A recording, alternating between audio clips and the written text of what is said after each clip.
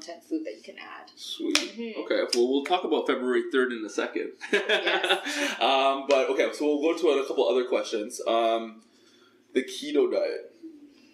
Yes. Everyone's talking about it. My mom's calling me. She's like, I'm doing this thing, blah, blah, blah. I'm like, hey, man, I don't know a lot about it.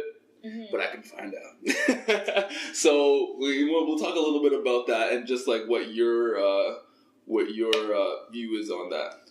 Yeah. So first of all, I'm affiliated with a neurology clinic in Toronto. Okay. And didn't know that either. Yeah, well, now you know. It's called Neurology Center of Toronto. Jeez. And a lot of the patients that I get referred from there are either epileptic or they suffer from frequent seizures and things like that. Okay. And there have been a lot of scientific studies done to suggest that a ketogenic diet is very helpful for people with those symptoms or those conditions in managing their seizures or reducing the frequency or the intensity of those seizures. Okay. Yeah, so it is effective in that sense. But then for people that are looking to lose weight or lean out, I personally don't know a single person who has thrived off of the ketogenic diet in the long term. Like, sure, I've heard anecdotes of people losing weight in the first 3 to 4 months or 6 months or even a year, but eventually that weight usually comes back because it's such a restrictive diet.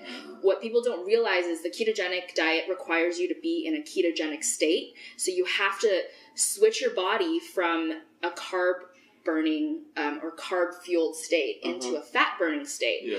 And your body's not evolved to do that. As human beings, we prefer using glucose and carbohydrates for energy. So in order to put your body in this ketogenic state requires really drastic measures, and once you're in that state, it takes really drastic measures for you to stay in a keto state. So it's very restrictive. You can't eat a lot of foods like fruits. You can't eat certain vegetables either. Like, you can't have too much carbs in any form.